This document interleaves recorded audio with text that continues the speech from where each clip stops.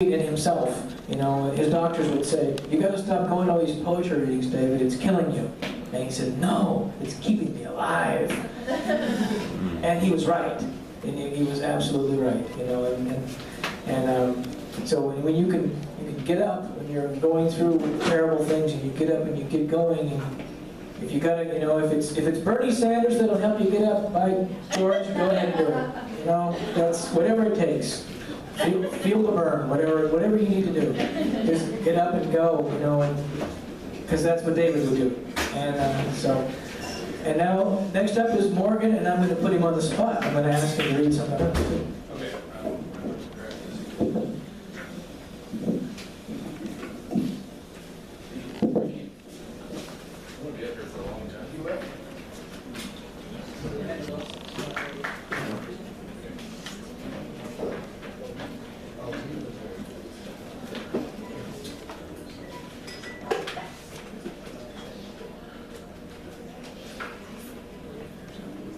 This is how connected David was.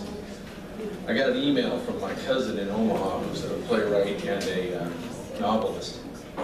We only talk maybe once a year, but she emailed me to tell me that David had passed because he was a member of the Nebraska Writers Guild in Omaha, a very active member, and she is too. And she was very, very shaken.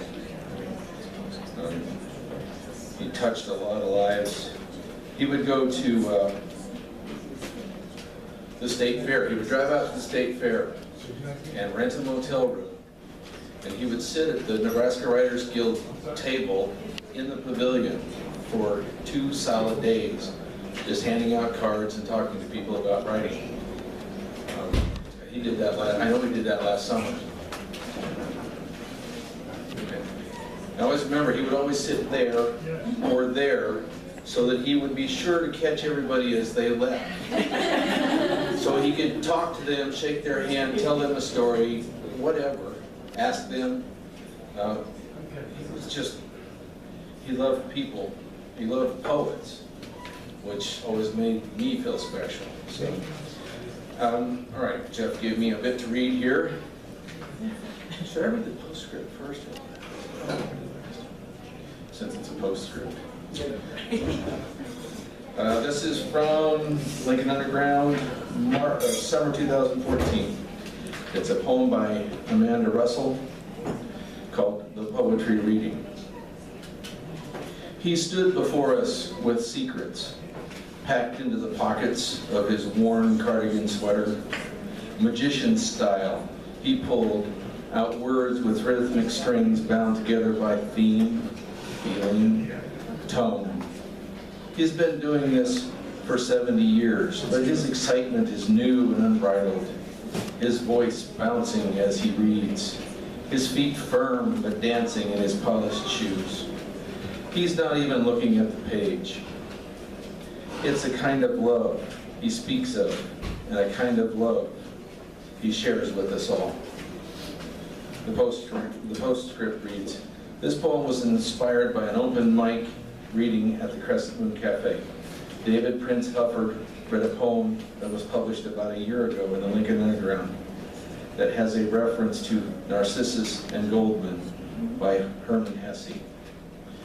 Although my poem does not address the content of his poem very much, it strives to capture the performance of him reading it.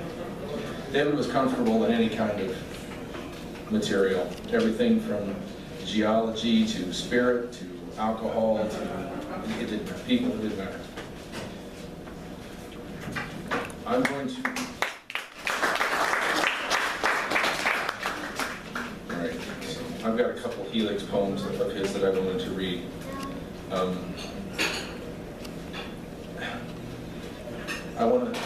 Sometimes I want to compare them to Villanelle's, but I don't know whether it was his craft or what, but I love them so much more than Villanelle's.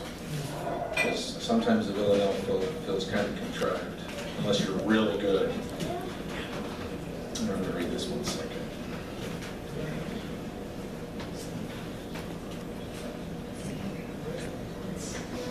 This one, it struck me because